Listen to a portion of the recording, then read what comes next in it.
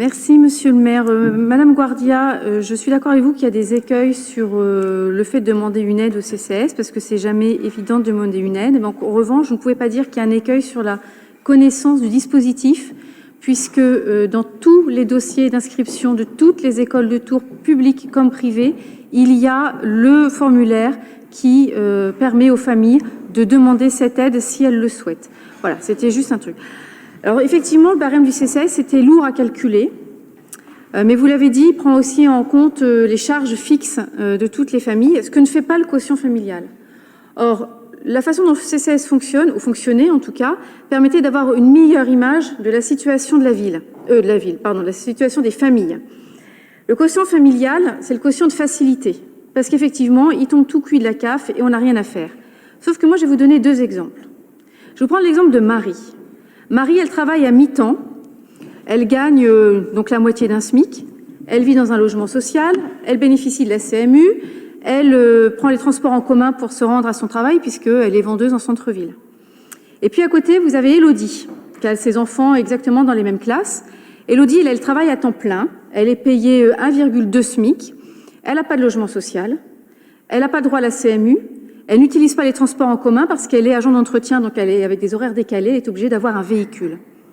Eh bien, à la fin du mois, Marie, qui gagne un demi-SMIC, et Élodie, qui gagne un SMIC 2, ont exactement le même reste à vivre.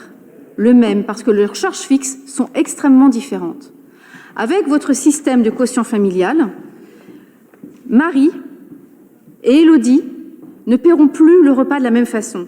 Aujourd'hui, Marie et Élodie ont un repas à 67 centimes avec la mise en place du quotient familial, en tout cas tel que vous l'avez prévu là. Marie va payer 2,50 € le repas et Élodie va payer 3,35 €. Pour Élodie, ça représente un tarif multiplié par 5. Pour Marie, ça représente un tarif multiplié par 3,5. Alors vous dites que pendant la première année, il sera toujours possible de demander l'aide du CCAS. Oui, mais alors là, pour le coup, l'écueil de la connaissance du dispositif va devenir un vrai problème. Puisque l'automaticité du quotient familial sera mise en place, il n'y aura plus la même information qui sera donnée aux familles sur l'aide au CCAS. Et donc, vous risquez d'avoir un non-recours beaucoup plus important. Et des familles qui aujourd'hui bénéficient du tarif à 67 centimes se retrouveront à devoir payer 2,50 € ou 3,35 €. Et puis, il y avait la prise en charge à 50%, vous l'avez dit. Cette prise en charge à 50%, elle était pour ce qu'on appelle les travailleurs pauvres. En travailleurs pauvres, moi, je peux vous parler de Sébastien. Sébastien, il a longtemps été au chômage.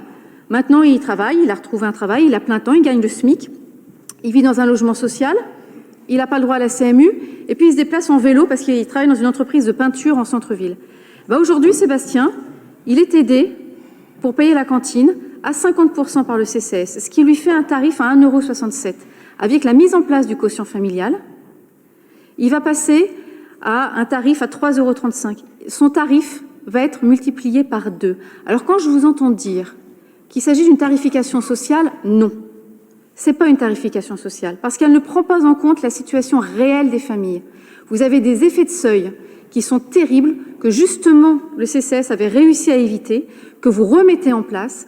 Ça ne prend pas en compte les familles les plus pauvres, dont les tarifs vont augmenter, ça peut être donc jusqu'à multiplier par 5, ni les travailleurs pauvres, dont le tarif va être doublé. Donc ce n'est pas une tarification sociale, c'est une tarification de cantine basée sur le quotient familial, ce que j'appelle le quotient de facilité, mais c'est une tarification antisociale.